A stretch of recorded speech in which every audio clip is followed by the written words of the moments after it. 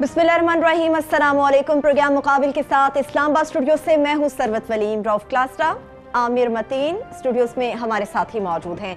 आज के प्रोग्राम के आगाज पर आपको बताएंगे कि वज़ीर आज़म पाकिस्तान इमरान खान ने करतारपुर राहदारी का संगे बुनियाद रख दिया। Army chief general Qamar Javed Bajwa समेत वज़ीर आला पंजाब, गवर्नर पंजाब, विफाकी वज़रा, बैरून मुमालिक के सिफारतकार, भारतीय सहाफ़ियों और पूरी दुनिया से आए हुए सिख ज़ायरीन ने भी शिरकत की। सारे इदारे हमारे एक पेज पर है। हमारा मसला एक है और वो है कश्मीर का।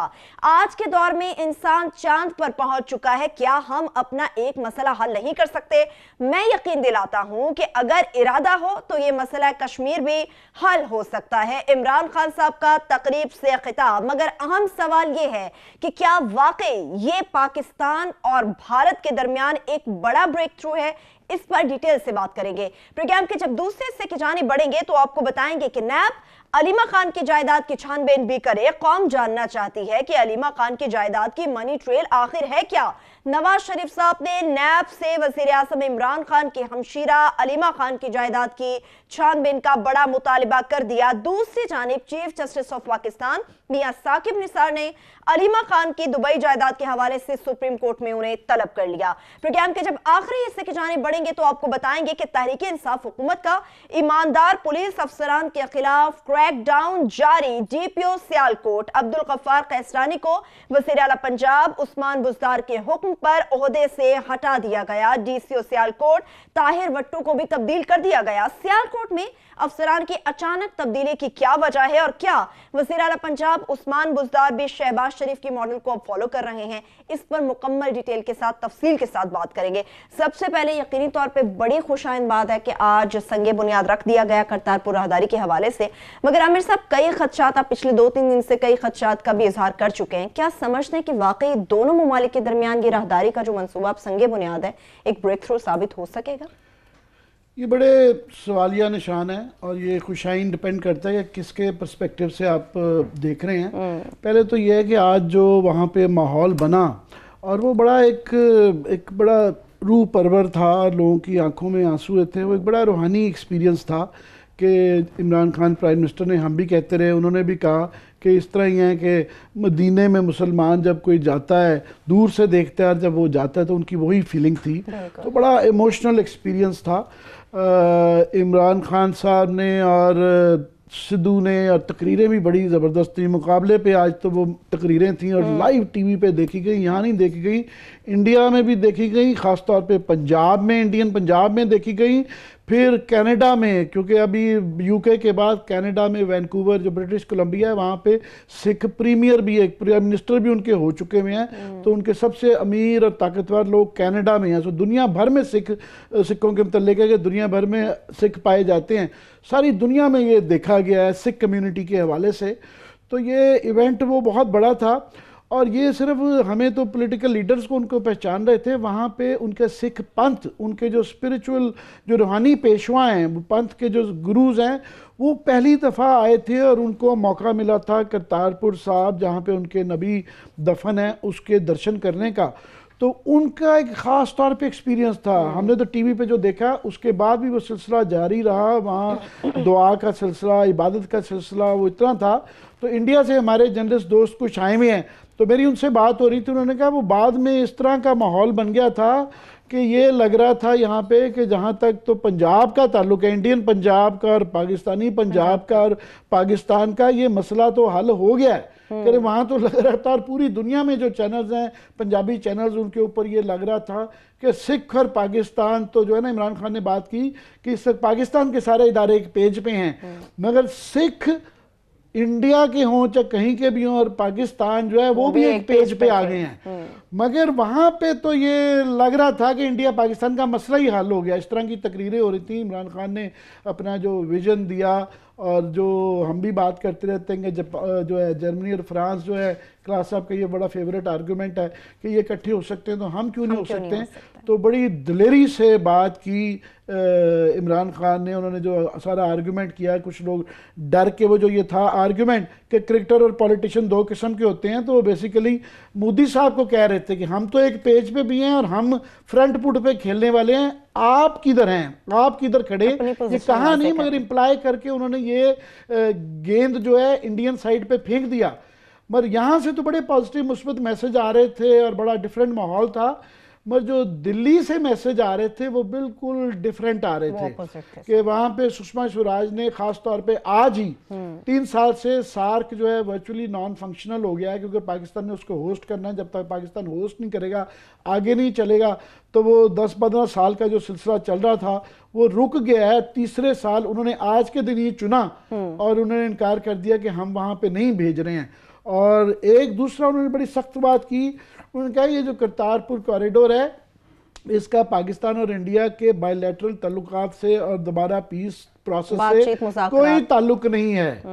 वो ये कह तो रही थी मगर यहाँ पे तो ये ताल्लुक नजर आ रहा है। मेरा नहीं ख्याल है इन चीज़ों को, करतारपुर को इंडिया पाकिस्तान से अलहदा किया जा सकता है, क्योंकि मैं समझता हूँ कि ये जिस तरह कबूतरों में एक बिल्ली छोड़ दी जाती है ना, या ये वो हड्डी है जो कि ये इंडिया के यहाँ फंस जाएगी कि ये निगली भी नहीं जाएगी और ये उगली भी नहीं जाएगी, ये फंस जाएगी। वो इसलिए कि आगे आ रहा है इलेक्शन, और इलेक्शन में जो बीजेपी का स्टांस नजर आ रहा है वो बड़ा एंटी पाकिस्तान और हिंदुत्वा पे बेस्ड है, जो कि माइनॉरिटीज़ है। मगर पंजाब का इसके बाद सिखों का जो मूड है बिल्कुल डिफरेंट हो गया है, और इसमें क्रॉस द बोर्ड है। उसके अंदर ये पॉलिटिकल पार्टी से याद रहे कि सिखों के अंदर चूंकि उनका सारा सियासत भी उनके मज़हब के इर्द गिर्द है, वो भी जो है ना यहूदियों की तरह वो उनका सारा मज़हब और उनकी ज़ुबान कल्चर वो बड़े इंटरट्वाइंड हैं।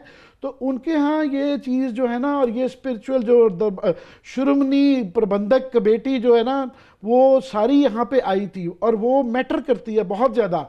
इसीलिए आपने गौर किया होगा कि बीजेपी की तरफ से जो है ना डिफरेंट व्यू दिल्ली से सुषमा स्वराज का आ रहा था, पर उन्हीं के ऑफिशियल डेलीगेशन में जो 2 जूनियर वजीर भेजे गए थे, जिसमें ये हरसिमरत कौर हैं जिन्होंने बड़ी अच्छी तकरीर की, उन्होंने टोटली माहौल देख के उन्होंने डिफरेंट तकरीर की। उन्होंने बिल्कुल कोई पॉलिटिकली इनकरेक्ट बात नहीं की, क्योंकि उन्होंने भी पंजाब में इलेक्शन लड़ना है, उन्होंने पंजाब में इलेक्शन लड़ना है।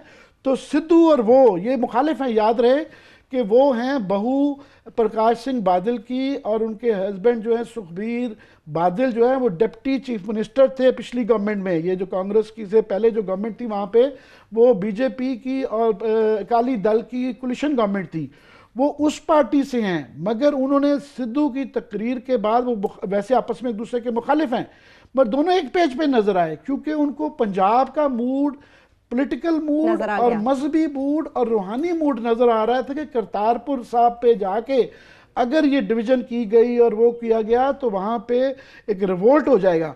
सो इंडिया के लिए जो है ना इस पे आगे जो आज दूसरा जो मैसेज सुषमा स्वराज ने दिया, उन्होंने इस तरह के हिंट कराए कि बात करेंगे, देखेंगे कि वीज़ा करते हैं कि नहीं करते हैं, किस तरह कितने लोगों को जाने दिया जाएगा।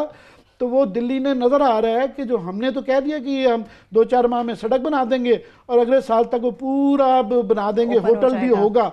अब वहाँ पे मसले आ जाएंगे कि जनाब वो यहाँ पे कितनी देर के लिए अलाउ करेंगे, कितने पैसे अलाउ करेंगे। याद रहे कि मैं इंडिया क्लास साहब हम जाते रहते हैं, अब तो काफ़ी सालों से माहौल देख के जाने को दिल ही नहीं करता, पहले जाते होते थे।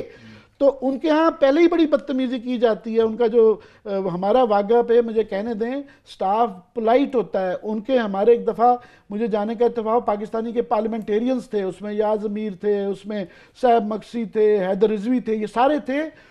उनको वहाँ पे हमारे पार्लियामेंटेरियंस के साथ भी बेइज्जती उनकी बदतमीजी की जा रही थी। यहाँ तक कि बुशरा गौहर और इस तरह की और हमारी पार्लियामेंटेरियंस थी, उनकी टॉयलेटरीज तक खुलवा रहे थे वो। और वो जो कि हमारे यहाँ इमेजिन नहीं किया जा सकता, तो उनके यहाँ पहले ही बदतमीजी है।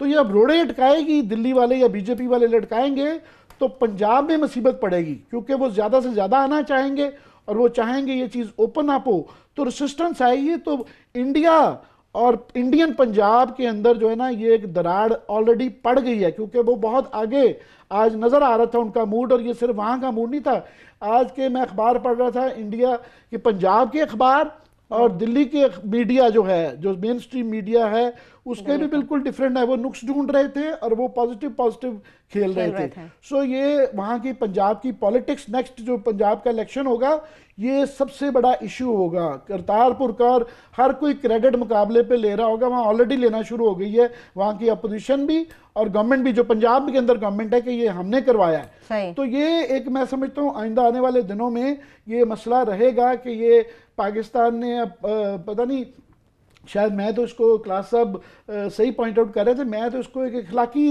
फतह समझता हूँ कि ये इंसानी मसला था कि 70 साल से किसी को उनके मदीने में जाने का मौका नहीं दिया जा रहा था। तो मैं समझता हूँ अखलाकी तौर पे, मगर डिप्लोमेटिकली इसके बहुत कॉन्सिक्वेंसेज हैं और इसके आने वाले हफ्तों में ही जो है ना ये बर्दाश्त पंजाब के साथ, इंडियन पंजाब के, पाकिस्तान के साथ ये इंडियन एस्टेब्लिशमेंट इतनी जल्दी हजम नहीं करती इसको, क्योंकि लार्जर लिंक वो करते हैं कश्मीर के साथ के पहले ही माइनॉरिटीज़ में सिख जो हैं 70 साल में उनका भी मूड चेंज हुआ है। पहले उनको ये होप थी पार्टीशन के वक्त कि हमें कुछ ऑटोनॉमी मिलेगी, फिर उनके पंजाब में से हिमाचल अलहदा कर दिया गया, हरियाणा अलहदा कर दिया गया, पंजाब है उसमें में भी वो 58% उनकी आबादी की रेशियो है, मगर वो थ्रेटेंड महसूस करते हैं कि उनकी ज़ुबान, कल्चर और मज़हब जो है वो थ्रेटेंड है। तो इसलिए वो रिएक्शन की ऑलरेडी पंजाब में एक फजा चल रही थी और वो हर मूव में दूसरे मुसलमानों के साथ और कश्मीरियों के साथ इंडिया में वो अलाइन करते हैं। सो ये लार्जर जो कैनवस में जो मैं सियासत देख रहा हूँ ना, ये आइंदा आने वाले दिनों में बहुत एक्सप्लोसिव हो जाएगी। आपको क्या नजर आ रहा है क्लास साहब, लार्जर कैनवस पर मजीद कौन से खदशात और जावियां जो आप समझते हैं कि अभी वाकई हैं और नजर भी आएंगे? खैर आमिर साहब ने बड़े अच्छे तरीके से जो इंडियन दिल्ली की राजधानी का माइंड सेट है और जिस तरह की फ्रस्ट्रेशन हमें नज़र आ रही है वो तो इन्होंने एक्सप्लेन की है। और मुझे खुद भी थोड़ी सी एक हैरानी हो रही है, शायद हमारे कमकली हो कि डिप्लोमेसी हम इतनी नहीं समझते कि इसको तो इंडियन वो जो दिल्ली सरकार है उसको तो ओनरशिप देनी चाहिए थी। जो मेरे लिए थोड़ी सी चीज़ एक डिस्टर्बिंग एक हो रही, पता नहीं उनके जहन में क्या है कि मान लेते हैं कि आप ये समझते हैं कि पाकिस्तान ने जी बड़ा एक कार्ड खेला है से वहाँ पे सिख की जो हमारे सिख भाइयों की जो पॉपुलेशन है इंडियन पंजाब में, मान लेते हैं उनके फेयर्स हमें समझ में आ रहे हैं जनाब कि पाकिस्तान जो है वो सिखों के साथ बड़े अच्छे तल्लुकात रखना चाहता है और बड़ा एक उनको मैसेज देना चाहते हैं। बड़ी बिग पॉपुलेशन है, एक करोड़ों की आबादी सिखों की, तो उनके साथ अपने आप को वो ज़्यादा अलाइन हो रहे हैं, ज़्यादा करीब आ रहे हैं पाकिस्तान के। मान लेते हैं ये बातें हमें भी समझ आती हैं, सबको आती हैं। सवाल ये तो फिर आपका एटीट्यूड क्या होना चाहिए इतने बड़े पैमाने पे जो एक आपकी कम्युनिटी है, अगर उसका यहाँ पे जैसे हमारा इतना बड़ा मुकद्दस मकाम है तो आपको क्या करना चाहिए? मैं as a politician, as a student of politics या हिस्ट्री के तौर पर समझने की कोशिश कर रहा हूँ कि इस वक्त उनके प्राइम मिनिस्टर मोदी साहब या उनकी वज़ीर ख़ारजा साहबा ये किस तरह की पॉलिसी दे रहे हैं। मैं इसको कंपेयर उसके साथ भी करना चाहता हूँ कि वाजपेयी साहब भी तो थे, जसवंत सिंह भी रहे हैं, वज़ीर ख़ारजा रहे हैं, हमने वो भी पीरियड देखा हुआ है, वो चीज़ें भी देखी हुई हैं कि आपके इस रिएक्शन से तो आप तो वही काम कर रहे हैं। अगर आपकी बात ठीक हो जी, हम अपने आप को उसके साथ हम उनको सिखों को ज़्यादा फैसिलिटेट कर रहे हैं, ज़्यादा वो करीब आ रहे हैं और जो आप कह सकते हैं हॉस्टिलिटी है पंजाब की, डिवाइडेड पंजाब जो है दोनों तरीके का वो गैप वो ब्रिज हो रहा है। तो आपकी जो हॉस्टाइल अप्रोच है towards peace, towards Pakistan, Indian media की मैं देख रहा था, वो तो बिल्कुल सारे तो मैं नहीं कहूँगा लेकिन बास तो उनका तो बस नहीं चलता टैंक पे बैठ के यहीं पे तशरीफ लें और जो गोलाबारी कर सकते हैं यहाँ से बैठ के करें वो। तो मुझे उनकी नहीं समझ आ रही कि उनके जहन में क्या है कि जब हम इतना बड़ा स्टांस ले लेंगे और इस प्रोसेस को नहीं मानते तो पीस को नहीं मानते, ना माने भी फेयर इनफ, वो 70 साल पहले भी तो गुजर गए ना सर, अगले 70 साल भी गुजर जाएंगे। ये रीजन ये कर्स्ड है, मैं हमेशा कहता हूँ कर्स है कोई यहाँ पे कि दुनिया में जैसे आज इमरान खान ने बड़ी अच्छी तकरीर की है, बड़ी one of his best speech है मस से, बड़ा अच्छे तरीके से क्लियर के कंसेप्ट बड़े क्लियर हैं इसके इमरान खान के as far as Pakistan India peace is concern. Sidhu को मैच किया है बाकायदा, मैच किया है सिद्धू क्योंकि बड़े आर्टिकुलेट आदमी है मगर बड़ा मैच किया है। और मुझे तो लग रहा है कि ये जो सिद्धू जो हैं ये शायद ये नेक्स्ट वो ठीक है वजीर आजम की उनकी इमरान खान की सही ख्वाहिश थी, हम भी ये कहते कहते रुक गए थे पिछले 2-3 प्रोग्रामों में कि क्या इंतजार किया जाए कि कोई खिलाड़ी जो है वो वजीर आजम बने इंडिया में और हमारे खिलाड़ी कप्तान की तरह वो भी आके उसको एहसास हो। ये इमरान खान से पहले मैंने आपके मुंह से सुना था कि ये इमरान जो है ये सिद्धू जो है ये प्राइम मिनिस्टर बनेगा। तो मैंने उसका कहा था कि उसकी अब है और वो प्राइम मिनिस्टर बने ना बने, कम से कम मुझे लग रहा है सिद्धू साहब अगले इलेक्शन में इसी बुनियाद पे वो वजीर आला जरूर बन सकते हैं इंडिया में। पंजाब के मेरा ख्याल है इसके बाद सबसे बड़ा ये क्रेडिट उनके उस पे आ गया है कि उन्होंने हाईलाइट किया ये सबसे बड़े मेरे पॉपुलर लीडर अब वही हैं। दूसरी बात यह है कि एक और चीज जेस्चर हमने मेरा ख्याल है हमें देखना चाहिए था कि आपको याद हो जब वाजपेयी साहब आ रहे थे 99 में बस लेके, उस वक्त जनरल मुशर्रफ साहब नहीं गए थे वाघा, बहुत बड़ी एक बिग टग ऑफ वार बन गई थी बिटवीन नवाज शरीफ और मुशर्रफ साहब को। तो उन्होंने कहा जनाब कि मैं जाके इंडियन प्राइम मिनिस्टर को सैल्यूट नहीं करना चाहता वाघा बॉर्डर पे, जो उनका था उस वक्त। हमारे जैसे बहुत सारे कहते थे जाना चाहिए था, वजीर आजम मौजूद हैं, इंडियन प्राइम मिनिस्टर आ रहे हैं, नहीं गए। अब हालांकि ना इंडियन प्राइम मिनिस्टर आ रहे थे, ना कोई बहुत बड़ा बिग वहां से वो आ रहे थे, इवन देन पाकिस्तान का आर्मी चीफ मौजूद थे। बाजवा साहब ने इसको प्रोटोकॉल का मसला नहीं बनाया कि मैं क्यों जाऊं, मैं अगर वहां पे प्राइम मिनिस्टर आ रहा हो या इंडियन आर्मी चीफ आ रहा हो तो मैं रिसीव करूं या जाऊं, मेरा तो नहीं है। हाँ, जस्ट वो इसलिए गए हैं मैं समझता हूं ताकि ये आपको मैसेज देना चाहिए कि क्योंकि अच्छा इंडियन अब अपनी बात से पीछे हटने की कोशिश कर रहे हैं।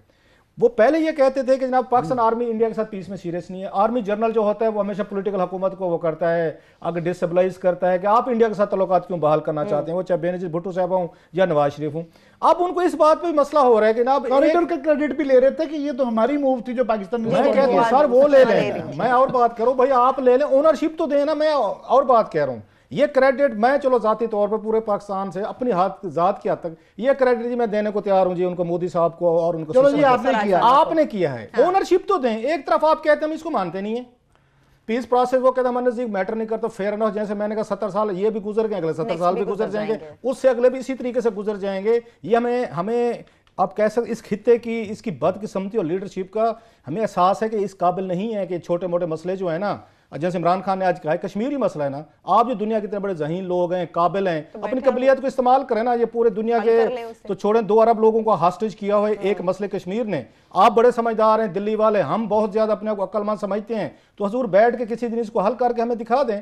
और तीसरा एक काम मेरा ख्याल है पाकिस्तान को जरूर इसके साथ वो करना चाहिए, क्योंकि ये बड़ी तादाद में मैसेज ये जा रहा है जिसको मेरा ख्याल हमें किसी हद तक न्यूट्रलाइज करना चाहिए। और इमरान खान इस पर बात कर चुके हैं, थोड़ा सा प्रोपेगेंडा मजीद करें कि ये रिलीजियसली हम उनको फैसिलिटीज दे रहे हैं सिखों को, ये सिर्फ सिखों तक महदूद नहीं रहनी चाहिए। आज मैं समझता हूँ इमरान खान को ये वहाँ पे शायद ये हो सकता है फिर बात करें जब वहाँ पे उनकी मुलाकात होनी है इंडियन जर्नलिस्टों से, आप ये फैसिलिटीज वहाँ के जो इंडियन से हिंदूज आना चाहते हैं उनको भी ऑफर करें। ये राजकटास मंदिर जो है इस पे चीफ जस्टिस शारदा टेंपल है कश्मीर में, बलोचिस्तान में एक दो इस तरह के बड़े तारीखी मुकाम, बल्कि याद है जसवंत सिंह बहुत बार रथ लेके गए थे, बलोचिस्तान में गए थे, वहां पे उन्होंने की थी। इमरान खान को ये अनाउंसमेंट करना चाहिए ताकि ये जो वहां पे इंडियन सरकार ये प्रोपेगेशन कर रही है कि सिर्फ ये मजहबी मकाम आज जो ना सिखों के लिए किया जा रहा है बिकॉज बॉर्डर उनको वो करता है, तो इसलिए शायद हमारे साथ कोई शरारत हो रही है। ये इमरान खान पहले भी कह चुके हैं और मेरा ख्याल इनको दोबारा ये कहना चाहिए।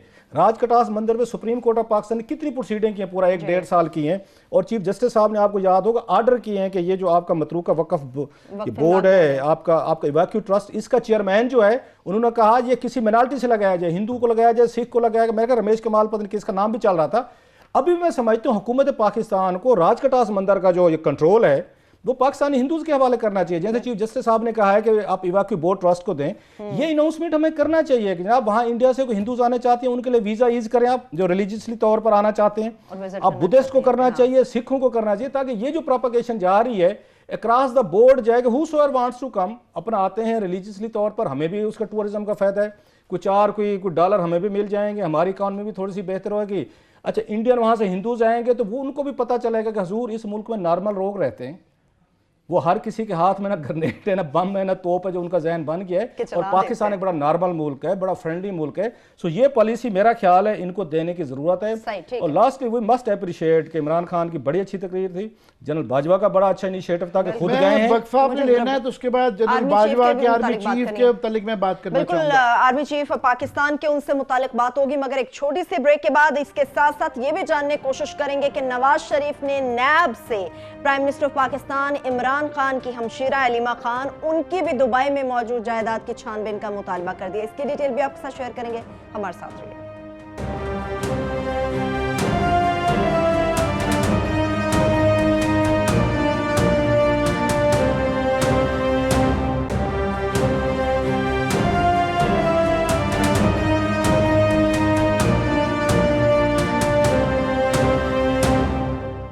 ब्रेक के बाद एक बार फिर से प्रोग्राम में हम आपको खुशामदीद कहते हैं। ब्रेक से पहले आर्मी चीफ के मुतालिक बात हो रही थी, उनकी मौजूदगी से मुतालिक आज उनकी जो मौजूदगी थी, मैं समझता हूँ उन्होंने उनका कॉन्डक्ट जो था वो बड़ा वेल थॉट आउट था कि उन्होंने एक तो ही मेड श्योर कि ही वाज देयर, क्योंकि ये आइडिया सिद्धू को उन्होंने जफ्फी डाल के ये कहा था कि जी कॉरिडोर खोल रहे हैं, उसकी सपोर्ट दी थी।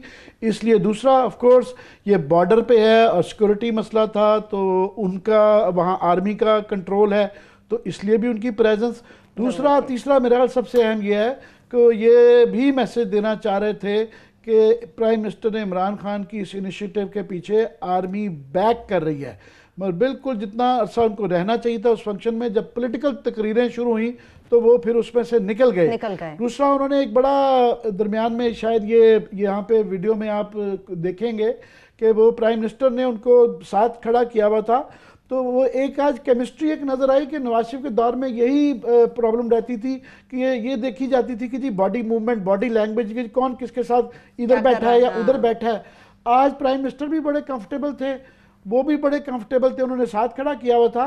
मगर आर्मी चीफ ने जब देखा कि ये जो हरसिमरत कौर आई हैं तो वज़ाहिर खातून भी हैं और फिर वो गेस्ट भी हैं और वो ऑफिशियल डेलीगेट भी हैं, तो उन्होंने और ईस्टर्न कल्चर भी है, तो उन्होंने कोई प्रोटोकॉल की परवाह नहीं की। उन्होंने उनको जगह दे के पिछली बैक रो में चले गए, उनको आगे कर दिया। हालांकि वो बीजेपी है, वही बीजेपी है, वो बीजेपी कोई कोलिशन पार्टनर हैं वहाँ पे और सरकारी उसमें है, और उनकी जो मिनिस्टर हैं सुषमा स्वराज, उन्होंने बड़े सख्त बयान और इंटरव्यूज वहाँ पे दिए हुए थे। तो मैं समझता हूँ कि ये सारा जो था। दूसरा ये है कि वहाँ पे असल शो जो इस शो जो टीवी पे देखा गया उसके बाद हुआ, क्योंकि इंडियन दोस्त आए हुए हैं, हमारे कुलीग्स हैं, हमारे उनसे ताल्लुक़ रखती, तो मेरी ज्योति मल्होत्रा से बात हो रही थी, उन्होंने हमें ज्वाइन करना था, तो उन्होंने कहा हम तो 6 बजे के करीब, उन्होंने कहा हम तो अभी यहाँ पे शकरगढ़ में ही फंसे हुए नहीं है, यहाँ तो एक ईद का समय है, क्योंकि वो जो लोग जो उनके जो मजहबी पेशवा हैं और जो बुजुर्ग लोग हैं, और जिस तरह हरसिमरत कौर भी ऑलमोस्ट रोने वाली हुई थी सारा, उनके लिए ये बहुत अच्छी तकरीर की, उनके लिए बहुत बड़ा ये एक रूहानी एक्सपीरियंस था टू बी देयर। कि आप देखें 70 साल 71 साल तक उनकी रोज़ाना की जो दुआ होती है उसके अंदर हर सिख पिछले 70 साल से ये दुआ मांगता है कि मुझे ज़िंदगी में एक दफ़ा यहाँ पे आने का मौका मिले। तो उनकी दुआ पूरी दुनिया के सिख उसको देख रहे थे, उनके लिए सिर्फ ये एक वन ऑफ पॉलिटिकल ओकेजन नहीं था, एक स्पिरिचुअल ओकेजन था। तो वो बाद में वहाँ पे ज्योति मुझे बता रही थी कि यहाँ पे बड़ा माहौल है, तो वो सारे इसलिए रात को लेट नाइट यहाँ से बाय रोड वहाँ से आएंगे तो नहीं पहुँच पाए। मगर मैं समझता हूँ इंडिया के लिए हमारे इस जेस्चर से वहाँ पे जो मीडिया और जो पीस लॉबी है वो स्ट्रेंथन हुई है। कि उनके जो ज्योति को मैं सुन रहा था काशिफ के प्रोग्राम में, वो कह रही थी, उनसे पूछा गया कि जी वो रिपब्लिक टीवी और अर्नाब गोस्वामी जैसे कुछ लोग हैं बहुत ज़्यादा बदतमीज़ी की ज़ुबान इस्तेमाल करते हैं, तो उनसे पूछा गया कि ये जो आपका ये जो मीडिया है ये इसके मतलब क्या कहेंगे, तो उन्होंने, मैं उनको सुन रहा था, उन्होंने कहा बस ये है मीडिया ऐसा, मगर एक दूसरा मीडिया भी है। तो इस सारे पाकिस्तान के जेस्चर से जो है उसकी वहाँ की पीस लॉबी को स्ट्रेंथन हुई है। हालांकि हम समझते हैं इंडिया ने हमारे यहाँ के जो लिबरल हैं या पीसनिक्स हैं उनको स्ट्रेंथन नहीं किया, पर हम उनको स्ट्रेंथन कर रहे हैं पब्लिक के अंदर। ज़ाहिर है बाहर वहाँ एक अपोजिशन भी है और एक तबका है जो कि इलेक्शन आने वाले हैं जो सोचता है कि मोदी साहब शायद बहुत शिद्दत पसंदी की तरफ जा रहे हैं और बहुत ज़्यादा कम्युनल पॉलिटिक्स कर रहे हैं, उस तरफ राग़िब हैं। तो वो मैं समझता हूँ कांग्रेस या वो तबका या वो वाला मीडिया के अंदर वो वाला जो एलिमेंट है वो आज वो इट स्टैंड स्ट्रेंथन्ड। और उनकी आमिर की बात को मैं थोड़ा सा आगे बढ़ाऊंगा क्योंकि बहुत बड़ा ये इवेंट है जो हुआ है, इसको इतनी स्पेस देनी चाहिए। जो आमिर ने बात की ना, हमें जो शिकायत होती थी कि हमें वहाँ पे वो जो पाकिस्तान को इंडिया ने हमेशा जब यहाँ पे आगे फौजी डिक्टेटरशिप रही है तो इंडियन पार्टीज़ ने हूँ, वो चाहे मनमोहन सिंह की हुकूमत हो, चाहे वहाँ पे वाजपेयी साहब हूँ, या उसके बाद हमने मोदी साहब भी देखे, उसे अगर मोदी साहब के दौर में तो नहीं था, वो उससे पहले, वो जनरल के साथ ज़्यादा कंफर्टेबल रहते हैं वहाँ पे।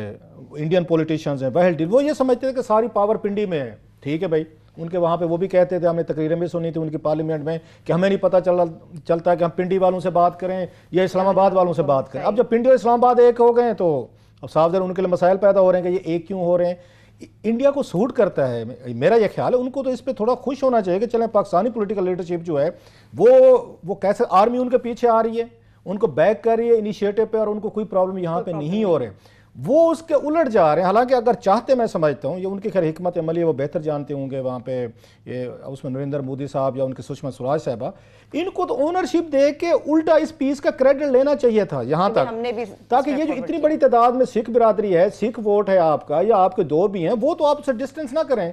अगर आप समझते हैं कि हमने कोई गेम खेली है तो आप तो उस ट्राइब में खुद आ रहे हैं।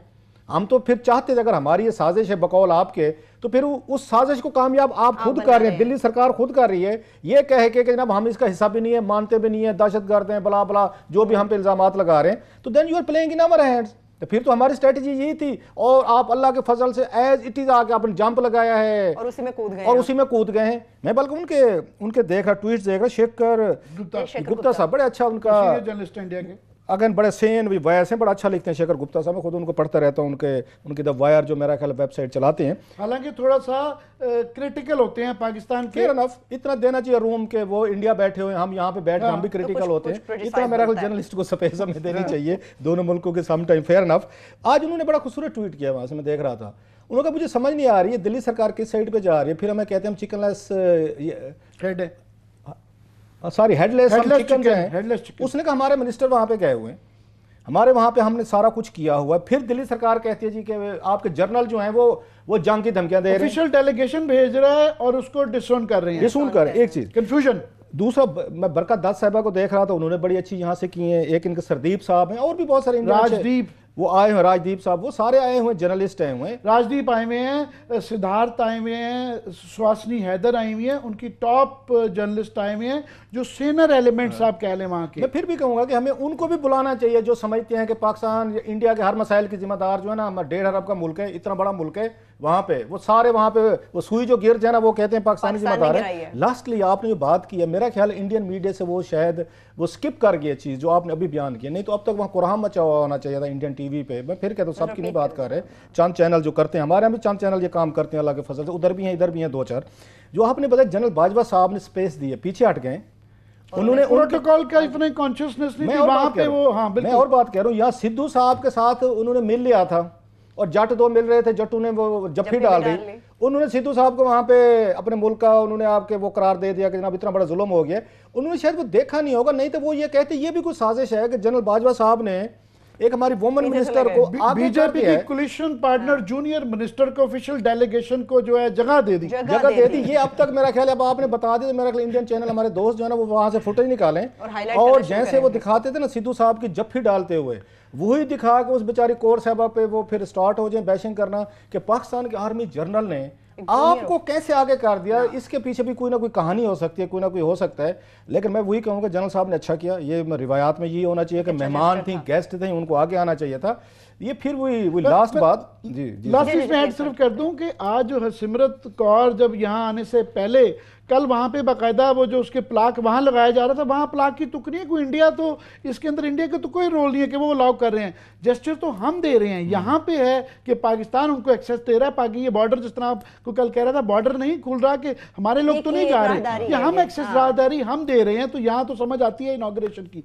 कल वहाँ पे ये भी जो बयान आखिरी देखी थी थोड़ी सी क्रिटिकल थी इनके और सबकी, अब वहाँ पे कांग्रेस की लड़ाई हुई, यहाँ जब वो माहौल उन्होंने देखा तो मेरा ख्याल वहाँ पे गुंजाइश नहीं थी आज के इस माहौल में जो वो बन गया था कि वहाँ पे इसके खिलाफ, राहदारी के खिलाफ या कोई सियासी कोई ऐसी पॉलिटिकली इनकरेक्ट बात की जाए, तो वो भी उस टाइट उस माहौल के साथ फ्लो उन्होंने भी किया। और मेरी जो हमारे इंडिया के जो जर्नलिस्टों के साथ बात हुई है वो भी यहाँ के बिल्कुल ही डिफरेंट माहौल था जो टीवी पर भी वो चला, मगर वहाँ कन्फ्यूजन चल रहा है। दिल्ली वाले बीजेपी वाले भी कन्फ्यूज बैठे हैं, बैक एंड फोर्थ। यहाँ कांग्रेस का भी यही हाल है कि चीफ मिनिस्टर साहब खुद तो नहीं आए और बड़ा सख्त अमरिंदर सिंह साहब ने वहाँ बयान दे दिया पंजाब के, मगर प्राइवेटली जो है उनके वजीर हैं बहरहाल सिद्धू साहब, उनको निकाल तो नहीं सकते, ना ही निकाला, उनको भेज दिया। सिद्धू साहब आपके अगले चीफ मिनिस्टर पंजाब, हीरो इस सारे उसका जो है ना इधर उधर भेजे वो सिद्धू साहब है। और दूसरा लास्ट इमरान खान साहब को और इनको जनरल बाजवा साहब को, बाकी जैसे मैंने कहा आपको, बाकी जो वहाँ पे वो इंडिया से जो भी आना चाहते हैं रिलीजियस टूरिज्म के लिए, अपने मंदिर विजिट करना चाहते हैं, अपने सेक्रेट प्लेसेस यूज करना चाहते हैं, हड़प्पा मोहनजो दाड़ो। और मुझे एक बड़े इंतहाई सीनियर एक रिटायर्ड एक मतलब टॉप के हमारे उन डिप्लोमेट का मुझे अभी मैसेज आया है, वो प्रोग्राम देख रहे हैं हमारा, उन्होंने भी यही उस पर कहा, उन्होंने कहा आपके वो ठीक है, आप तो इससे एग्री नहीं करते। मेरी तजवीज़ थी कि उनके लिए $100 देना हूसोएवर इज एंटरिंग पाकिस्तान कोई इतनी बड़ी बात नहीं है, because we need money from religious tourism as well. मैं करूँ hundreds of millions of dollar Canada से उधर से वो सारे खर्चने के लिए तैयार होंगे, मगर यहाँ पे आप देखिएगा वो दिल्ली सरकार ने यहाँ पे रोड़े लटकवाने, ये बहाने बनाने हैं कि जनाब पैसे नहीं जाने देंगे, क्रेडिट कार्ड नहीं कोई ले जा सकता, कि जी हमारा फॉरेन एक्सचेंज ना आ जाए, तो यहीं तो रोड़े लटकाने। मेरा ख्याल आने वाले दिनों में मार्क माय वर्ड्स ये इश्यूज जब बनेंगे कॉरिडोर की निटी ग्रिटी में जाएंगे, डिटेल्स में ये इशू आएंगे। फिर they will be playing in our hands. अगर दिल्ली सरकार ये सोचेगी तो फिर उनके बकौल अगर बहुत बड़ी एक साजिश की कि हमारे खिलाफ कि सिखों को आपने इतना बड़ा इनिशिएटिव दिया है, आप रोड अटकाते जाएंगे। वो कहते हैं किसी चीज़ को जितना दबाते जाते हैं ना, न्यूटन का थर्ड लॉ जो है, लॉ जो उनका है, वो कहते हैं every action has a reaction. तो ये फिर ये जितना आप किसी को दबाते जाएंगे ना, जितनी मुश्किलात पैदा करते जाएंगे, तो दिल्ली सरकार जो है ना बीजेपी से आके सफ़र करेगी। मुझे उम्मीद है, मैं उम्मीद रख सकता हूँ, माशाल्लाह बड़े समझदार लोग वहाँ रहते हैं उसमें दिल्ली राजधानी में, कि अपनी पॉलिसी रिव्यू करें, इसको ओनरशिप दें। रोड अटकाएंगे आपके नुकसान होगा, ये सिर्फ उनके लिए नहीं, मैं फिर कहता हूँ आप हिंदूज़ के लिए ओपन करें यहाँ पे हमारे रिलीजियस प्लेसेस, बुद्धिस्ट के लिए करें, और सब के लिए क्रॉस द बोर्ड आपको ये पॉलिसी देनी चाहिए, ताकि ये जो अगर प्रोपेगेंडा किया जा रहा है कि सिर्फ हम उनको सिखों को राहदारी दे रहे हैं या रास्ता दे रहे हैं और बाकी विजिट्स नहीं हो सकती, ये सब के लिए पाकिस्तान को ओपन करें। Already we are peaceful nation, अच्छे होस्ट हैं पाकिस्तानीज, वार्म पीपल। जो एक दफ़ा पाकिस्तान से होके गया है वो पाकिस्तान का यहाँ से दोस्त बन के गया है, दुश्मन बन के गया। सो उनको ज्यादा से ज्यादा लोगों को आने दे। जो प्रोपेगेशन हमारे खिलाफ वहाँ पे मीडिया ने की हुई है या वहाँ लीडरशिप ने कुछ नहीं की हुई है, उसका तोड़ ही ये है कि आप आने दें, उनको ईजी करें, मेहमान नवाजी करें, अपनी टूरिज्म इंडस्ट्री को उठाएं, यहाँ पे नए नए होटल्स बनाएं, रोड्स अच्छे करें, नौजवानों को थोड़े से टूरिस्ट गाइड बनाएं। बहुत सारी बेरोजगारी भी खत्म हो सकती है, डॉलर भी आ सकते हैं, हमारा जो इमेज पूरी दुनिया में वो बड़ी हद तक बेहतर भी हो सकता है। आई एम ग्लैड कि इमरान खान भी इस पर क्लियर है इस मसले पे, और जनरल बाजवा साहब भी उनको सपोर्ट दे रहे हैं। And it's a good sign. आप वाली बात पे ख़त्म करते हैं कि हम मैच्योर हो चुके हैं, अब हम कोई वो नहीं रहे, वो जो हेट रेट हमें वहाँ नज़र आ रही है कुछ अर्से पहले होती थी यहाँ, अब हमें अपने मफादात का पता है कि क्या गुस्सा तब करेंगे जब हमारे मफाद में होगा, हम पागलों की तरह नहीं करेंगे। चलिए इसके साथ ही मैं ब्रेक की जानिब चली जाती हूँ। जब ब्रेक से वापस आएंगे तो नैब जो अलीमा खान की जायदाद की छानबीन करें, नवाज शरीफ साहब ने ये मुतालबा तो कर दिया, इस पर डिटेल से बात करेंगे, मगर इसके साथ साथ ये भी आपको बताएंगे कि तहरीक इंसाफ की हुकूमत ईमानदार अफसरों के खिलाफ आखिर क्यों क्रैकडाउन कर रही है। एक छोटी सी ब्रेक, हमारे साथ रहिए।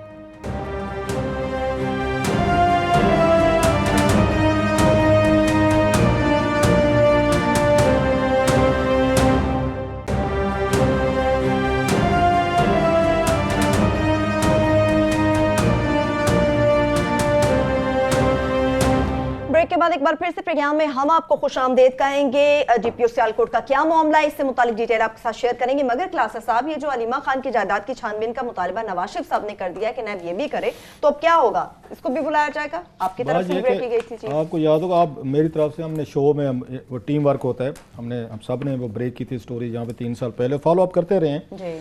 तो मेरे ख्याल नवाज शरीफ साहब को याद होगा, उस वक्त जब हमने स्टोरी ब्रेक की थी, उस वक्त हमने ये कहा था कि जनाब के इमरान खान साहब की सिस्टर थी, असद उमर साहब के भाई का था, मुनीर कमाल साहब का था, सो वो बड़े बिग थे। लेकिन असद उमर को ये क्रेडिट देना चाहिए कि इसके बावजूद उनके भाई का केस था, उनकी पार्टी चेयरमैन का, उनकी सिस्टर का वो केस था। इवन असद उमर ने वहाँ कमेटीज़ में भी उठाया इस मसले को अपोजिशन में, और उन्होंने वहाँ पे कौमी असम्बली में भी उठाया। ये क्रेडिट है जो वहाँ उनको ड्यू होने चाहिए। अदरवाइज आपके भाई का हो, आपकी पार्टी चेयरमैन की बहन का केस हो, तो कौन करता है यहाँ पे? ये हमने पहली दफ़ा चीज़ें देखी।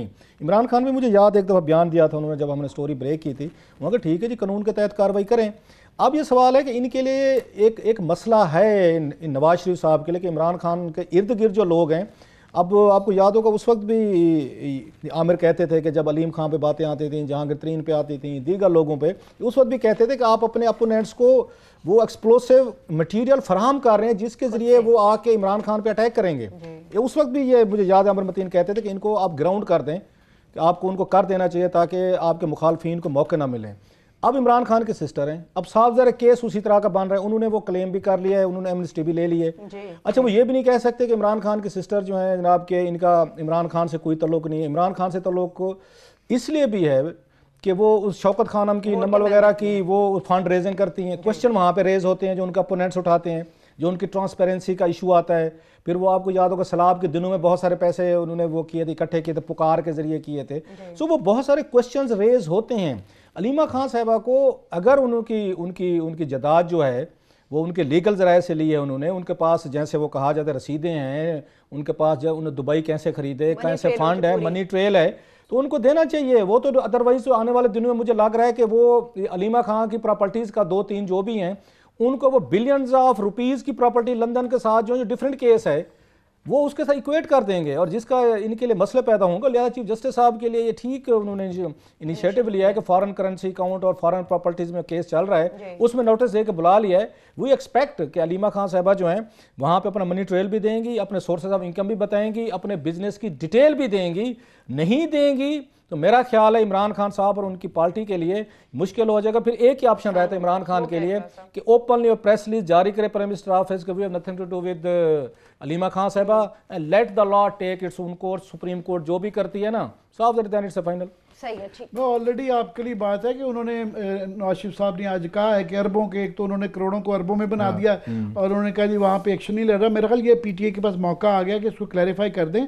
ऑलरेडी मेरा ख्याल उनके पास जवाब तो उनका समझ आता है कि क्या बनता है कि उन्होंने ऑलरेडी मान के उसके बाद एमनेस्टी में हमने ये खबर दी थी कि एमनेस्टी स्कीम के तहत उन्होंने माफ़ी मांग के तो उसका जो 2% 4% जो जुर्माना होता है थोड़ा सा नॉमिनल दे के तो वो क्लियर कर दिया है। उतनी की सज़ा है। उन पे ये इल्ज़ाम नहीं है कि वो पब्लिक ऑफिस होल्ड करती थी, तो वो एक थोड़ा सा है। बहरहाल वो ये एक्सप्लेनेशन उनको देनी चाहिए, बिल्कुल उसमें है। दूसरा मैं क्विकली आ जाता हूँ, थोड़ा टाइम रह गया हुआ है कि आज एक दूसरा जो बड़ा वाक़या हुआ है कि इमरान खान साहब वहाँ से करतारपुर साहब से जब सियालकोट आए हैं तो वहाँ पे प्रोटोकॉल के इशू हुए हैं और ये हेलीकॉप्टर जो था उसमें ज़्यादा सवारियाँ होंगी। क्लास साहब की ये इतला थी कि इनके और हमारे चहेते उस्मान बुज़दार साहब जो चीफ मिनिस्टर हैं, मेरे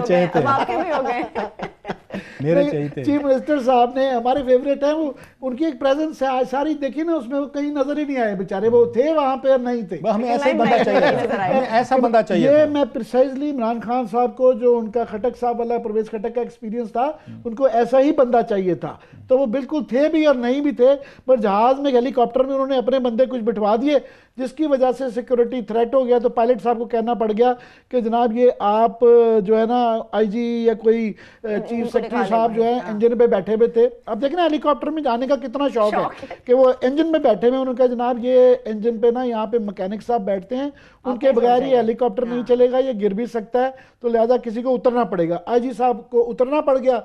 गुस्से में जो खबरें चल रही थी कि आईजी साहब के साथ चीफ सेक्रेटरी साहब ने भी सॉलिडारिटी दिखाई और शायद होम सेक्रेटरी साहब ने भी दिखाई, वो भी उतर गए। अब जाहिर है बाबुओं की ईगो हर्ट हो गई थी ये, तो उन्होंने डीपीओ पे और डीसीओ पे जो है ना वो अपना नजला उतारा और जो है अब्दुल गफ्फार कैसरानी साहब जो कि गालबन डीजी खान से ही एक साहब बता रहे थे, उनको फारिग कर दिया गया एसडीपीओ। और वटू साहब थे, उनका पूरा नाम आपको पता होगा, जी बिल्कुल, ताहिर वटू साहब जो हैं डीपीओ डीसीओ, उनका भी कहा जा रहा है उनको भी रिमूव कर दिया, बल्कि आपने तो कंफर्म भी कर लिया।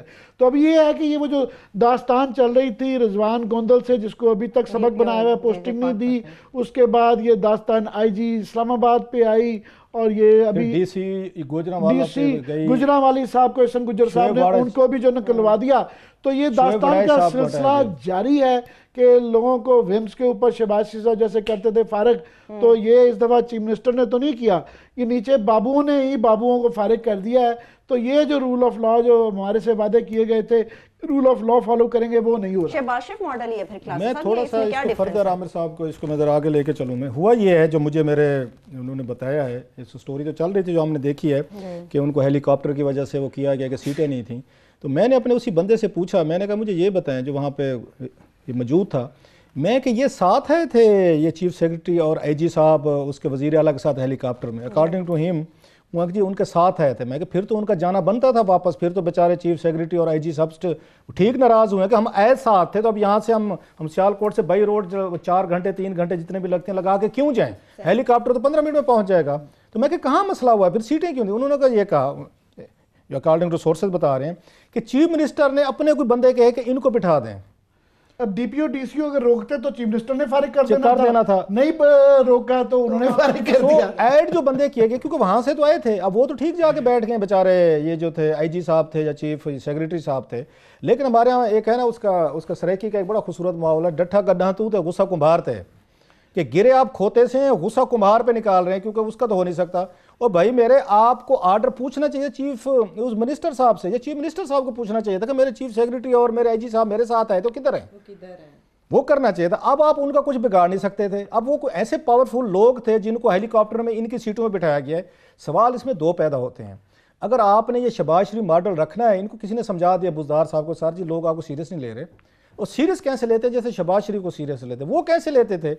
बस आप जहाँ बंदे फड़काते हैं रोज़ाना, कोई डीपीओ डीसीओ, पता है आप ये कल इनका क्या बयान आएगा, वो ये बयान देंगे जनाब ये डीपीओ साहब से ना किसानी साहब, ये जी इलेक्शन से पहले लगे हुए थे, हम अपना बंदा लाने चाहते हैं, ये है इनका। ये चल रही थी कि सियालकोट में भी कुछ लोग चल रहे थे जी, उनसे नाराज थे, वो काम नहीं कर रहे थे, एसएचओ नहीं लगा रहे थे। एक तो आपका गिला दूर हुआ ना मेरे साहब, आपने कहा था कि उन्होंने अपने मामू को चार्ज दे दिया था वहां पे भावलपुर में, ठीक है सर। अब ये किसानी दिया हुआ है डीएसपी मामू को, डीएसपी। अब ये किसानी साहब, इनकी बड़ी अच्छी रेपुटेशन सुनिए, बड़ी तारीफ सुनिए, इनके कुलीग जो है, मैं तो कभी नहीं मिला इनसे, लेकिन बड़े लोग इनकी तारीफ करते हैं कि he is honest cop and again a good cop. अब वो ये कहते हैं किसानी है, ये भी सरेकी स्पीकिंग है, बलोच भी हैं, इन्हीं के इलाके के भी हैं। अच्छा, अब जरा ये देखें, अब अपने इलाके के बंदे को उठा के आपने सिर्फ इस वजह से पनिश किया है। अच्छा, साथ में बैलेंस करने के लिए उन्होंने वट्टू एक जट को भी उन्होंने डीसीओ साहब को हटा दिया है। सवाल यह है कि ब्यूरोक्रेसी के साथ ये ट्रीटमेंट देंगे। रिजवान गोंदल से शुरू हुए, एजी जान मोहम्मद पे शुरू हुए, साथ में आपने वहाँ पे गोजरावाला में शोएब वड़ाई साहब डिप्टी कमिश्नर साहब के साथ काम किया, क्योंकि उन्होंने उनका वहाँ गिराने का वो कर रहे थे, ऐसा नहीं ये गुजर का वो जो उनका पेट्रोल पंप गिरा रहे थे। अगर मॉडल आपने ये रखना है, गवर्नेंस मॉडल शबाशरी मॉडल है ना, कि यूं उंगल पे बंदे को आप उस पे विम्स पे हटाते रहो, अल्टीमेटली पता है इसका नुकसान क्या होगा। हो सकता है इनका रोब जब दें, लोग इनको सीरियस लेना शुरू कर दें, लेकिन नुकसान ये होगा कि ग्रेजुअली इंप्रेशन बनता जाता है कि आप लोग वही कुछ कर रहे हैं ब्यूरोक्रेसी के साथ, अच्छे पुलिस के अफसरान के साथ या डीसीओज के साथ, जो शहबाज शरीफ करता था। वो मॉडल हमने देख लिया है। और उसकी आके लास्टली इस पे मैं ज़रा इन पे बात होनी चाहिए आईजी पे और चीफ सेक्रेटरी पे। अगर ये माजी में ये होता था कि चीफ सेक्रेटरी जो है वो ब्रांट लेता था, अपने माहतियत अफसरों की गलती को या चीज़ को खुद फेस करता था, like a gentleman, like an honourable officer, same आपका आईजी साहब करते हैं। हमें बताया जाए कि इन दोनों का क्या कसूर था, इन्होंने कौन सी ऐसी गुस्ताखी कर दी थी आईजी साहब की शान में या चीफ सेक्रेटरी की शान में कि तहर ये वट्टू को भी हटा दिया गया है, अगेन किसानी साहब जैसे एक ऑनरेबल अच्छे पुलिस ऑफिसर को भी हटाया गया है। इससे आप ले तो आएंगे अपने खुशामदी टाइप दोबारा, जो एमएनएस की भी सुनेंगे, एमपीज की सुनेंगे, लेकिन गवर्नेंस मॉडल आपका नाकाम होगा। आप अपने सियासी पावर लूज करेंगे, अपनी हाई मॉरल ग्राउंड जिन पे खड़े हुए हैं वो आप लूज करेंगे। और मेरी इल्तिजा सिर्फ ये है कि ये हेलीकॉप्टर को टांगा ना बनाएं कि अपनी मर्जी की मर्जियां सवारियां उस पर जितनी दिल करे बैठा लें। वीवीआईपीज हैं, उनकी सिक्योरिटी का इशू होता है, और पायलट साहब का क्रेडिट है कि उन्होंने ब्रंट लेके उन्होंने कहा है कि ये करतारपुर की खबर बनते बनते जो है ना, ये हेलीकॉप्टर की खबर बन जानी थी। वैसे वो खुदाना खास था, उन्हें ले लेना चाहिए, 2-4 उनको चक्कर वैसे पायलट को देने चाहिए थे इनको। उन्होंने भी की कि ये तौबा करते कहता हमने हेलीकॉप्टर पे नहीं बैठना। पायलट को बड़े तरीके आते, पायलट कोई शरीफ आदमी था, जरा ऊपर जाके 2-4 चक्कर दे के वहीं उतार देता कि सर जी जरा 5 मिनट बाद चलते, किसी ने बैठने नहीं था वहां पे। बात आपकी हुई है, जो मैं समझता हूँ ऑनरेबल जो ऑफिसर्स होते हैं वो अपनी टीम को प्रोटेक्ट करते हैं। शहबाज शरीफ मॉडल नाकाम हुआ है पंजाब में, दहशत वाला। वो ऑनर जब तक चलता है, जब तक वो जो है ना, वही ऑनरेबल अफसर जो है ना आपको हेलीकॉप्टर से ना उतरवाए। अब मुझे अगेन है, मैं लास्ट में सर हम दोनों को नहीं मिले हुए ना भट्टू साहब से हमारा कोई जाती तौर पर मुलाकात है, ना किसानी साहब से हमारी, हम आईजी और चीफ सेक्रेटरी से भी नहीं मिले हुए, उनसे भी नहीं मिले हुए, सो हमारा किसी का जाती नहीं है। बहरहाल अभी वो 6 महीने उनके पूरे नहीं हुए, तो उनकी जो नया तरीकाकार बना है कि पहले 6 महीने में वो ट्रायल लेते हैं, अगर चल जाए तो फिर 3 साल का टेन्योर का सिलसिला शुरू होता है। वो तो कैबिनेट ने या फेडरल लेवल पे वो कैबिनेट पहले डरा चुकी है। पिछली कैबिना की मीटिंग थी, उसमें बकायदा समरी लेके गए हुए थे, और उसमें वो जो बैठे हुए हमारे दोस्त है, किसी वक्त वैसे मैंने उसमें भी करना है कि इशरत हुसैन को, ओएमजी अफसरान जो हैं, उन्होंने भी एक प्रेजेंटेशन भेजी हुई है कि जनाब ये डीएमजी के सारे लोगों को आपने सर पे चढ़ा रहे, और ओएमजी अफसरान जो हैं जो पूरे का पूरा सेक्रेटेरिएट चलाते हैं, उनके लिए 22वें ग्रेड 20वें 21वें सीटें कम हैं। वो एक अलग कहानी के साथ मैं शेयर करूंगा कि उनको क्या शटअप कॉल दिया इशरत हुसैन साहब ने। कल देखते हैं इमरान खान का जो विजन का कल उन्होंने इनकार करना है, तो हम we have our fingers crossed, देखते हैं उसमें ब्यूरोक्रेसी से रिलेटेड इससे क्या बताते हैं। 29 नवंबर के बाद से लास्ट लाइन है, फिर क्लास अब हम क्लोजिंग की तरफ कल वाली में देखते हैं। हमें तो वही 3-4 लोग जो है नजर आ रहे हैं यहाँ पे काम करते हुए, जिनकी कुछ ना कुछ मेरा ख्याल कल परफॉर्मेंस नजर आएगी। मिनिस्टर को कहा गया था कि अपनी तरफ से दें, तो मेरा ख्याल 3-4 लोग हैं जिनकी परफॉर्मेंस कुछ कोई हमें नजर आ रही है। देखते हैं कल उनकी, क्योंकि इनके 60 मिनिस्टर्स हैं या 50 हैं, तो देखते हैं कल 50 मिनिस्टर क्या क्या पेश करते हैं। हम तो 3-4 को मार्क किया हुआ है, जिसमें आमिर मतीन साहब के, शफकत महमूद साहब भी हैं, चलिए उनका काम भी है, मुराद सईद हैं, उनका भी हमें नजर आता है काम, और भी 2-4 होंगे निकल आएंगे। ठीक है, आपने तो बड़ी तैयारी की है कल, आमिर साहब आप भी जरा अपनी भरपूर तैयारी के साथ आइएगा। मेरा फोकस है, कल बताएंगे। चलिए, हमारा फोकस बेशुमार ऐसी चीजें और एजेंडा है जिस पर रहेगा। इसके साथ ही प्रोग्राम भी अपने अख्ताम को पहुंचना। अपना बहुत सा ख्याल रखिए, खुदा हाफिज।